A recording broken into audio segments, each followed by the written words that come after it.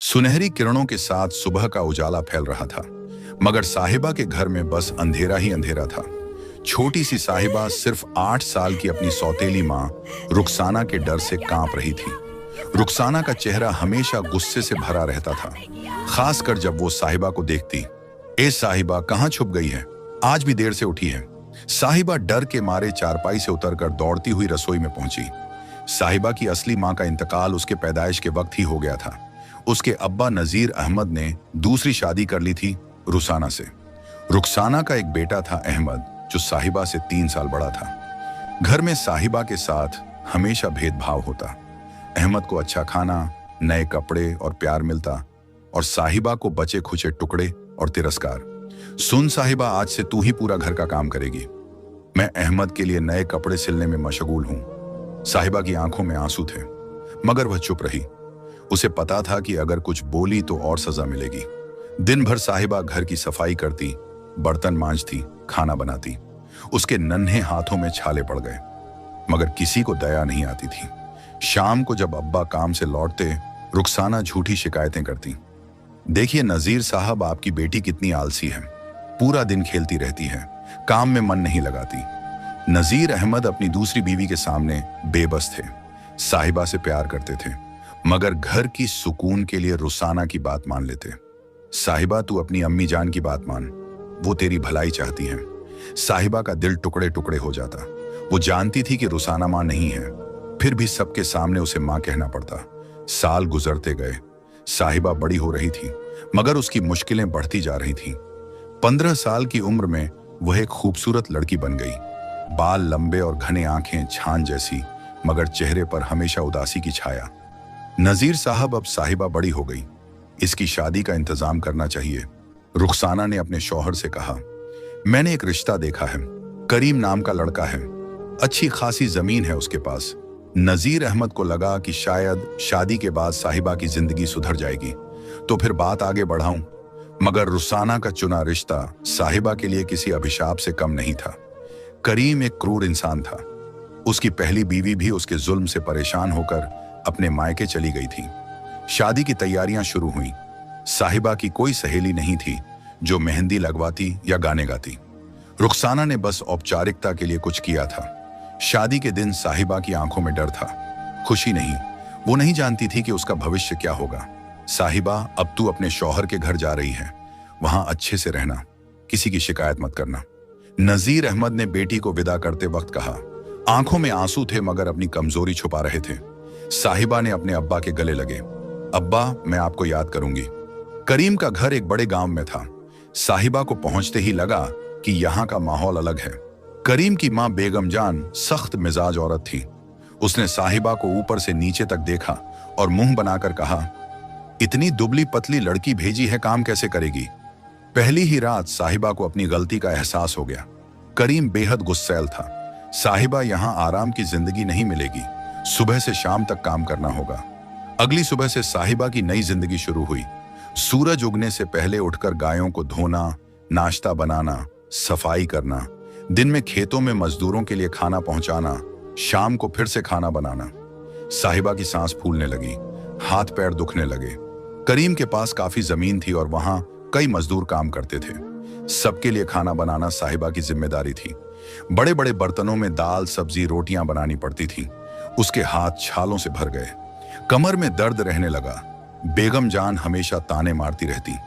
अरे साहिबा, आज फिर दाल में नमक कम है, तू कुछ सीखेगी या नहीं? महीने गुजरते गए। साहिबा को लगा कि शायद वक्त के साथ हालात सुधर जाएंगे, मगर करीम का बर्ताव और भी बुरा हो गया। एक दिन साहिबा बीमार पड़ गई। तेज बुखार और कमजोरी के कारण बिस्तर से उठ नहीं सकती थी, मगर करीम को कोई दया नहीं थी। बीमारी का बहाना बनाकर काम से जी चुराना चाहती है। उठ और चल रसोई में। साहिबा लड़खड़ाते हुए रसोई में गई। अंधेरा आंखों के सामने छा गया, मगर उसने खाना बनाना शुरू किया। अचानक हाथ से बर्तन गिर गया और वह जमीन पर गिर पड़ी। करीम गुस्से में चिल्लाया, यह क्या हाल बनाया है? अब यह सारा सफाई कौन करेगा? साहिबा रोते हुए सफाई करने लगी। उसे लगा कि उसकी जिंदगी जेल से कम नहीं। कोई नहीं था जिससे अपना दुख बांट सके। मायके में भी कोई उसका अपना नहीं था। 2 साल बाद साहिबा को पता चला कि वह मां बनने वाली है। इस खुशखबरी ने उसके दिल में उम्मीद जगा दी। शायद अब करीम का बर्ताव बदल जाएगा। मगर करीम तो और गुस्सा हुआ। अभी से बहाने शुरू कर दिए हैं। हमल है तो क्या हुआ, काम तो करना ही पड़ेगा।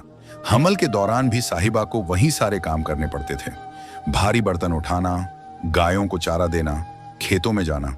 जब वह थक जाती, बेगम जान ताने मारती। हमारे जमाने में औरतें बच्चा पेट में लेकर भी सारे काम करती थीं। आजकल की लड़कियां बहुत नाजुक होती हैं। साहिबा का सेहत दिन ब दिन गिरता गया। चेहरा पीला पड़ गया, आंखों के नीचे काले घेरे बन गए। मगर किसी को कोई परवाह नहीं थी। साहिबा का हमल का 6ठा महीना था और उसकी हालत और भी खराब हो गई थी। पेट का बढ़ना उसके लिए एक और बोझ बन गया था। फिर भी घर और खेत का सारा काम उसी को करना पड़ता था। सुबह 4 बजे उठकर गाय भैंस धोना, फिर 15 मजदूरों के लिए नाश्ता तैयार करना, दोपहर का खाना, शाम को फिर चाय नाश्ता और रात का खाना। करीम की मां बेगम जान गुस्से में बोली, साहिबा आज दाल जल गई है, तेरा ध्यान कहाँ रहता है? हमल के बहाने बनाना बंद कर। हमारे जमाने में औरतें 10-10 बच्चे लेकर भी घर खेत संभालती थीं। साहिबा की आंखों में आंसू थे। पेट में बच्चा लात मार रहा था और तेज दर्द हो रहा था। मगर वह चुपचाप काम करती रही। उसे याद आया कि उसकी सहेली फातिमा ने कहा था कि हमल वाली औरत को आराम करना चाहिए, अच्छा खाना खाना चाहिए। मगर उसके घर में इन सब चीजों की कोई जगह नहीं थी। दिन का वक्त था। तपती धूप में साहिबा खेत के किनारे बने कुएं से पानी भर रही थी। मजदूरों के लिए खाना ले जाना था। भारी बर्तन उठाते वक्त अचानक उसे चक्कर आया और वह लड़खड़ा गई। पास खड़े बुजुर्ग मजदूर ने उसे संभाला। बेटी, तुम्हें इतना भारी काम नहीं करना चाहिए, हालत नाजुक है तुम्हारी। साहिबा ने आंसू पोंछते हुए कहा, काका मेरी कोई सुनता नहीं। करीम कहते हैं कि हमल कोई बीमारी नहीं है। बुजुर्ग ने सिर हिलाया। अल्लाह तुम्हारा भला करे बेटी, तुम बहुत सब्र से काम कर रही हो। करीम की नजर हमेशा साहिबा पर रहती थी। अगर थोड़ी देर भी आराम करती तो वह गुस्सा हो जाता। देखो साहिबा, मैं तुमसे साफ कह देता हूं, यहां आराम करने के लिए नहीं आई हो, काम करने आई हो। हमल का मतलब यह नहीं कि तुम आलसी बन जाओ। साहिबा का दिल टूट जाता। शादी के बाद उसे प्यार और आराम की उम्मीद थी, मगर यहां उसकी हालत उस गुलाम से भी बदतर थी जिसे दिन रात काम में लगाया जाता। हमल के 8वें महीने में साहिबा की कमर में शदीद दर्द शुरू हुआ। रात में वह दर्द से करा रही थी। करीम परेशान होकर उठा। अब क्या नाटक कर रही है? सो नहीं सकता तेरी वजह से, बहुत दर्द हो रहा है, लगता है बच्चा जन्म लेने वाला है। साहिबा कांपती आवाज में बोली, अभी तो महीना बाकी है। यूं ही बहाने बना रही है। करीम रजाई ओढ़कर मुंह फेर लिया। पूरी रात साहिबा तड़पती रही। सुबह दर्द और तेज हो गया। बेगम जान ने गांव की दाई को बुलाया। दाई ने साहिबा को देखकर कहा, अरे हालत तो बहुत खराब है, इतना कमजोर हो गया है, क्या खिला पिला रही हो इसे? बेगम जान झूठ बोली, अरे दाई जी, सब अच्छा मिलता है, ये खुद ही कम खाती है। साहिबा कुछ कहना चाहती थी मगर दर्द की वजह से बोल नहीं सकती थी। दाई ने माथे पर हाथ रखा। बेटी हिम्मत रखो, अल्लाह सब ठीक करेगा। 2 दिन की मशक्कत के बाद साहिबा ने एक बेटी को जन्म दिया। बच्ची बहुत कमजोर थी, रोना भी धीरे धीरे। दाई ने चिंता से कहा, बच्ची को दूध कम मिल रहा है, मां का भी ख्याल रखना होगा। मगर करीम का चेहरा देखकर तमतमा गया। बेटी, मुझे बेटा चाहिए था, ये क्या दे दिया? साहिबा की आंखों से आंसू बहने लगे। अपनी नन्ही बेटी को सीने से लगाकर बोली, यह भी तो अल्लाह की देन है। करीम गुस्से में बोला, अल्लाह की देन? बेटियां बोझ होती हैं, इनकी शादी करनी पड़ती है, दहेज देना पड़ता है। बेगम जान भी नाक थी। पहला बच्चा, अगली बार बेटा होना चाहिए। साहिबा दिल ही दिल में सोचती रही, यह कैसे लोग हैं जो मासूम बच्ची के जन्म पर भी खुश नहीं हैं। मगर जब वह अपनी बेटी को देखती, दिल प्यार से भर जाता। उसने बेटी का नाम आसिया रखा। आसिया के जन्म के बाद साहिबा को लगा कि अब कुछ दिन आराम मिलेगा। मगर 10वें दिन ही करीम ने उसे काम पर लगा दिया। बस हो गया आराम, अब उठकर काम में लग जा। घर की हालत देख रही है, सब कुछ बिखरा पड़ा है। साहिबा अभी भी कमजोर थी। बच्ची को दूध पिलाने के बाद थक जाती, मगर पूरे घर का काम करना पड़ता। बच्ची को कमर में बांधकर चूल्हा जलाना, खाना बनाना, कपड़े धोना। आसिया अक्सर रोती रहती, दूध कम मिलने के कारण भूखी रहती। साहिबा का दूध कम आ रहा था क्योंकि वह कमजोर थी और पौष्टिक खाना नहीं मिलता था। ये बच्ची क्यों इतना रोती है? कान फाड़ देगी क्या? बेगम जान हमेशा शिकायत करती रहती थी। साहिबा बेटी को चुप कराने की कोशिश करती, मगर भूख की वजह से रोती ही रहती। कई रातों तक सो नहीं पाती। दिन में काम, रात में बच्ची की देखभाल। हालत दिन ब दिन गिरती गई। 4 साल बीत गए। आसिया सुंदर बच्ची बन गई, मगर अपनी मां की तरह डरी सहमी। करीम उससे कभी प्यार से बात नहीं करता। बेगम जान हमेशा डांटती रहती। अम्मी मुझे भूख लगी है, आसिया अपनी मां से कहती। साहिबा का दिल फटता। घर में खाना बनता, मगर पहले करीम और बेगम जान खाते। बचा खुचा उसे और आसिया को मिलता। कई बार बस रोटी और नमक से काम चलाना पड़ता। एक दिन आसिया बीमार पड़ गई, तेज बुखार और दस्त। साहिबा ने करीम से दवा लेने को कहा। डॉक्टर के पास जाने की जरूरत नहीं, यूं ही ठीक हो जाएगी। करीम ने मना कर दिया। साहिबा ने गिड़गिड़ाकर कहा, करीम बच्ची की हालत ठीक नहीं, कम से कम दवा तो ला दो। पैसे फालतू में बर्बाद नहीं कर सकता, बेटियों पर खर्च भी फजूल है। करीम का जवाब सुन साहिबा का दिल टूट गया। 3 दिन तक आसिया तड़पती रही। साहिबा ने घरेलू नुस्खे आजमाए, दुआएं पढ़ी, मगर कुछ फायदा नहीं। आखिरकार गांव के एक भले आदमी ने कुछ पैसे दिए और कहा कि बच्ची को डॉक्टर के पास ले जाओ। डॉक्टर ने दवा दी और आसिया धीरे धीरे ठीक हो गई, मगर साहिबा के दिल में घाव रह गया। उसे एहसास हुआ कि इस घर में उसकी और उसकी बेटी की कोई कीमत नहीं। 4 साल की शादी के बाद साहिबा को लगने लगा कि उसकी जिंदगी में कभी खुशी नहीं आएगी। करीम का बर्ताव दिन ब दिन और खराब होता जा रहा था। छोटी छोटी बातों पर उस साहिबा पर हाथ उठाने लगा था। आसिया भी इन सब बातों को देखकर डरी सहमी रहती। अम्मी अब्बू मुझसे प्यार क्यों नहीं करते? 4 साल की मासूम आसिया ने पूछा। साहिबा का गला भर आया। वो अपनी बेटी को कैसे समझाए कि उसके अब्बू को बेटियों से नफरत है।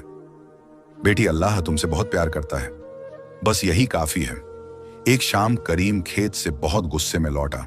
फसल में कुछ नुकसान हुआ था और उसका मूड खराब था। उसने चिल्लाकर कहा, साहिबा खाना कहाँ है? मैं बाहर से थक कर आया हूं और तू यहां बैठी बातें कर रही है।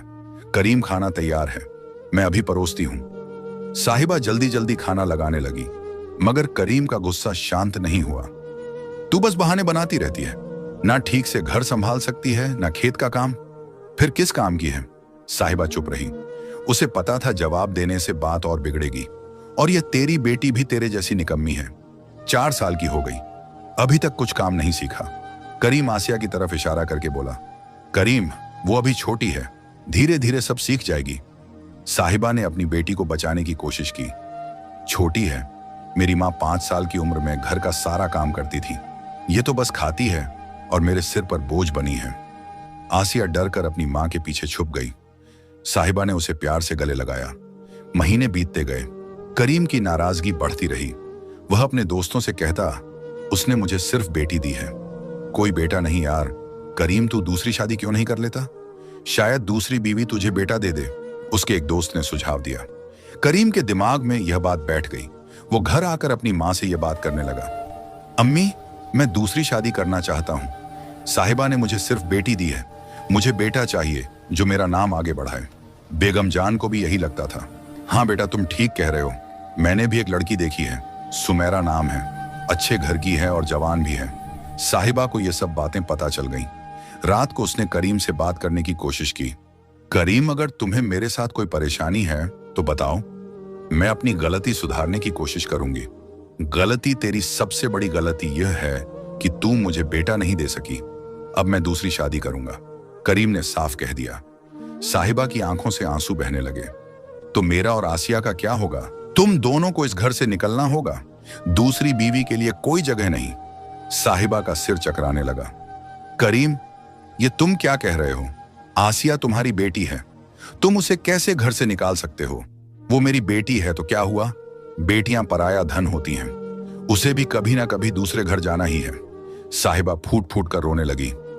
करीम मैं तुमसे हाथ जोड़कर विनती करती हूं, हमें घर से मत निकालो, मैं और मेहनत करूंगी, कोई शिकायत नहीं करूंगी। मगर करीम का दिल पत्थर हो चुका था। मेरा फैसला पक्का है, अगले महीने मेरी शादी है, उससे पहले तुम दोनों को यहां से चले जाना होगा। अगले दिन से घर का माहौल और भी खराब हो गया। बेगम जान भी साहिबा के साथ बदतमीजी करने लगी। अब तेरी यहां कोई जरूरत नहीं, जल्दी से अपना सामान बांध कर निकल जा, बेगम जान ने बेरुखी से कहा।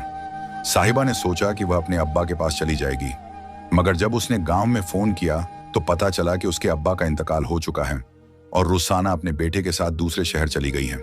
पुराना घर भी बिक चुका था। साहिबा को लगा जैसे जमीन उसके पैरों तले से खिसक गई हो। उसके पास जाने के लिए कोई जगह नहीं थी। करीम, मेरे अब्बा नहीं रहे, मेरे पास जाने के लिए कोई जगह नहीं है, कम से कम आसिया को अपने पास रखो। उसने आखिरी कोशिश की। मैं किसी की जिम्मेदारी नहीं उठा सकता, तुम दोनों को कहीं और जगह ढूंढनी होगी। साहिबा के पास सिर्फ रोने के अलावा कोई चारा नहीं था। आसिया भी सब कुछ देखकर डरी हुई थी। आसिया मासूमियत से पूछी, अम्मी हम कहां जाएंगे? बेटी, अल्लाह हमारा साथ देगा, हम कहीं ना कहीं जगह ढूंढ लेंगे। साहिबा ने हिम्मत दिखाने की कोशिश की। करीम की शादी का दिन आ गया। उसी दिन उसने साहिबा और आसिया को घर से निकाल दिया। आज तक का हिसाब खत्म, अब दोबारा इस घर की तरफ मत देखना, करीम ने सख्ती से कहा। साहिबा ने अपना छोटा सा सामान एक पोटली में बांधा। आसिया का हाथ पकड़कर वो घर से निकली। पीछे मुड़कर देखा तो वह घर जहां उसने 4 साल जुल्म सहा था। अम्मी हम कहां जाएंगे? आसिया ने फिर पूछा। पहले गांव चलते हैं बेटी, वहीं कोई रास्ता मिल जाएगा, साहिबा ने उम्मीद की एक किरण के साथ कहा। रास्ते में साहिबा को अपने अब्बा का पुराना घर याद आया। सोचा कि अगर घर अभी भी खाली है तो शायद वहां रह सके।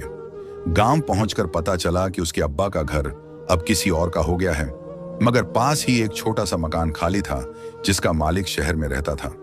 गांव के मुखिया ने साहिबा की हालत देखकर कहा, बेटी तुम उस खाली मकान में रह सकती हो, मैं मालिक से बात कर लूंगा। साहिबा को लगा जैसे अल्लाह ने उसकी दुआ सुन ली हो। उस छोटे से मकान में 2 कमरे थे और एक छोटा सा बरामदा। अम्मी क्या अब हम यहीं रहेंगे? आसिया ने पूछा। हाँ बेटी, अब हम अपना घर बसाएंगे, सिर्फ हम दोनों का। साहिबा ने अपनी बेटी को प्यार से गले लगाया। छोटे से मकान में साहिबा और आसिया की नई जिंदगी शुरू हुई। पहली रात जब वो सोने गए तो साहिबा को अजीब सा सुकून मिला। कोई उस पर चिल्लाने वाला नहीं था, कोई काम के लिए जबरदस्ती करने वाला नहीं था। अम्मी यहाँ बहुत अच्छा लग रहा है, आसिया खुशी से बोली। हाँ बेटी, यहाँ हम आजाद हैं, अब कोई हमें डांटने वाला नहीं है। साहिबा ने राहत की सांस ली, मगर असली चुनौती अब शुरू हुई थी। साहिबा के पास कमाने का कोई जरिया नहीं था।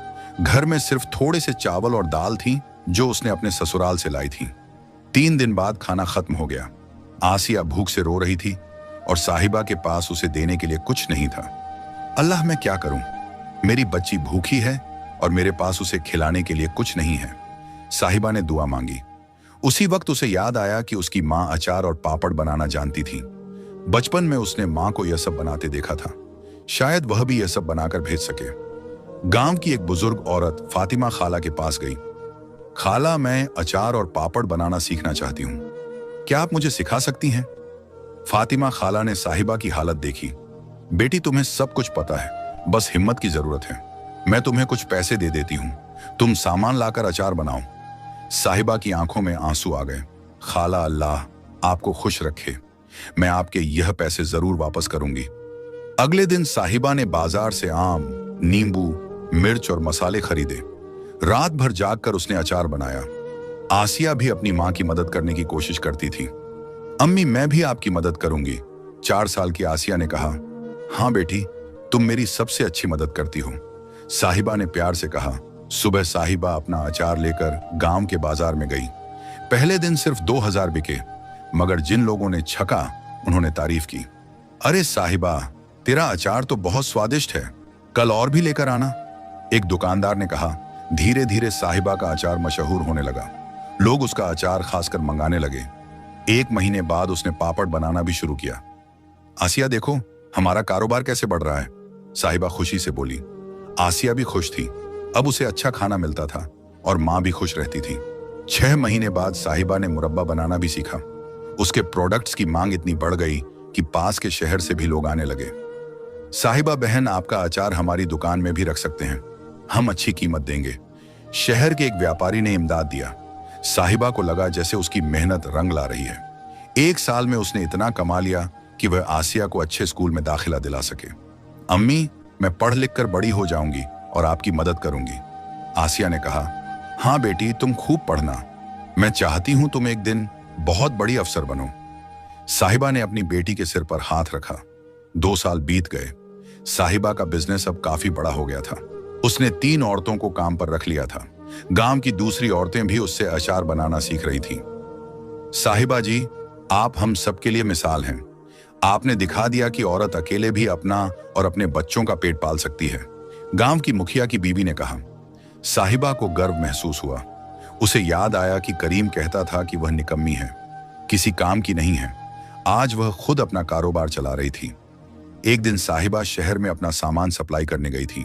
वापसी में रास्ते में उसकी नजर एक भिखारी पर पड़ी। वो आदमी बहुत कमजोर लग रहा था और गंदे कपड़ों में था। साहिबा का दिल पिघला। उसने अपने पर्स से कुछ पैसे निकाले और उस भिखारी को दिए। भिखारी ने ऊपर देखा और साहिबा को पहचान गया। वो करीम था, वही करीम जिसने उसे और आसिया को घर से निकाला था। करीम की आंखों में शर्म और पछतावा था। साहिबा को भी पहचानने में देर नहीं लगी, मगर उसके चेहरे पर कोई बदले की एहसास नहीं थी। करीम, तुम्हारी ये हालत कैसे हुई? उसने दया से पूछा। करीम की आवाज कांप रही थी। साहिबा, मैंने तुम्हारे साथ बहुत जुल्म किया था। अल्लाह ने मुझे इसकी सजा दी है। करीम ने बताया कि उसकी दूसरी बीवी सुमेरा ने उसे बेवकूफ बनाया था। शादी के बाद उसने करीम के सारे कागजातों पर अपना नाम करवा लिया था। फिर एक दिन सारी जायदाद बेचकर अपने महबूब के साथ भाग गई थी। मेरी अम्मी की भी मौत हो गई थी। घर जमीन सब कुछ चला गया। अब मैं सड़कों पर भीख मांगने पर मजबूर हूं, करीम ने आंसू बहाते हुए कहा। साहिबा को उस पर गुस्सा आना चाहिए था, मगर उसका दिल भर आया। करीम, बुरा वक्त किसी के साथ भी आ सकता है। साहिबा, मैं जानता हूं कि मैंने तुम्हारे साथ बहुत गलत किया। तुम्हें माफ करने की उम्मीद नहीं करता, मगर आसिया कैसी है? मेरी बेटी ठीक तो है ना? आसिया बहुत अच्छी है। वो स्कूल में पढ़ती है और बहुत होशियार है, साहिबा ने कहा। करीम की आंखों से आंसू बह रहे थे। मैं अपनी बेटी से मिल सकता हूं। साहिबा ने कुछ देर सोचा, फिर बोली, करीम, तुम चाहो तो हमारे यहां काम कर सकते हो। मेरा कारोबार अच्छा चल रहा है। तुम्हें रहने की जगह और खाना मिल जाएगा। करीम हैरान रह गया। साहिबा, तुम मेरे साथ इतना अच्छा व्यवहार क्यों कर रही हो? मैंने तो तुम्हारे साथ, करीम, बदला लेने से किसी का भला नहीं होता। अल्लाह चाहता है कि हम एक दूसरे की मदद करें, साहिबा ने समझाया। करीम साहिबा के पैरों पर गिर पड़ा। साहिबा, तुम बहुत महान हो। मैं जिंदगी भर तुम्हारा एहसान नहीं भूल सकता। घर वापस जाकर साहिबा ने आसिया को सब कुछ बताया। आसिया अब 8 साल की हो गई थी और सब कुछ समझती थी। अम्मी अब्बू ने हमारे साथ बुरा किया था, फिर भी आप उनकी मदद कर रही हैं, आसिया ने पूछा। बेटी, अगर हम भी बुरा करेंगे तो हम उनसे कैसे अलग हुए? अल्लाह हमेशा अच्छाई का बदला देता है, साहिबा ने समझाया। करीम ने साहिबा के कारोबार में मेहनत से काम किया। वह हमेशा साहिबा का शुक्र अदा करता रहता था। आसिया से भी उसका रिश्ता धीरे धीरे सुधरने लगा। अब्बू, अब आप मुझसे प्यार करते हैं ना? आसिया ने एक दिन पूछा। करीम की आंखों में आंसू आ गए। बेटी, मैं हमेशा से तुमसे प्यार करता था, मगर मैं बहुत गलत था। अब मैं तुम्हारा अच्छा अब्बू बनूंगा। 5 साल बाद साहिबा का कारोबार इतना बड़ा हो गया कि वह पूरे प्रदेश में अपने उत्पाद भेजने लगी। उसने एक छोटी फैक्ट्री भी खोली। आसिया अब 13 साल की हो गई थी और क्लास में हमेशा पहले नंबर पर आती थी। अम्मी, मैं बड़ी होकर आपके जैसी बनूंगी, कभी हार नहीं मानूंगी। आसिया ने कहा, बेटी, तुम मुझसे भी बेहतर बनोगी। तुम्हारे पास इल्म है, हिम्मत है, साहिबा ने फक्र से कहा। एक दिन स्थानीय अखबार के रिपोर्टर ने साहिबा का इंटरव्यू लिया। उसकी कहानी अखबार में छपी तो वह पूरे इलाके में मशहूर हो गई। साहिबा जी, आप औरतों के लिए सीख हैं। आपने साबित कर दिया कि मुश्किल वक्त में भी हिम्मत से काम लेना चाहिए। रिपोर्टर ने कहा, मैंने सिर्फ मेहनत की है, अल्लाह ने मेरी मदद की है। साहिबा ने विनम्रता से कहा। आज साहिबा एक सफल व्यापारी है। उसके पास अपना घर है, गाड़ी है और सबसे बड़ी बात यह है कि उसकी बेटी खुश है। करीम भी अब एक बदला हुआ इंसान है जो अपनी गलतियों का पछतावा करता है। या अल्लाह, तूने मेरे सब्र का फल मुझे दिया। तूने मुझे दिखाया कि अच्छाई हमेशा बुराई पर जीत जाती है। साहिबा हर दिन यह दुआ करती है। साहिबा की कहानी गांव-गांव में फैल गई। आज सैकड़ों औरतें उससे सीख लेकर अपना कारोबार शुरू कर रही हैं। वह सभी को सिखाती है कि हिम्मत और मेहनत से कोई भी मुश्किल आसान हो सकती है। ऐसे ही मजीद दिल छू देने वाली स्टोरियों को देखने के लिए नूर राइट्स चैनल को सब्सक्राइब करें।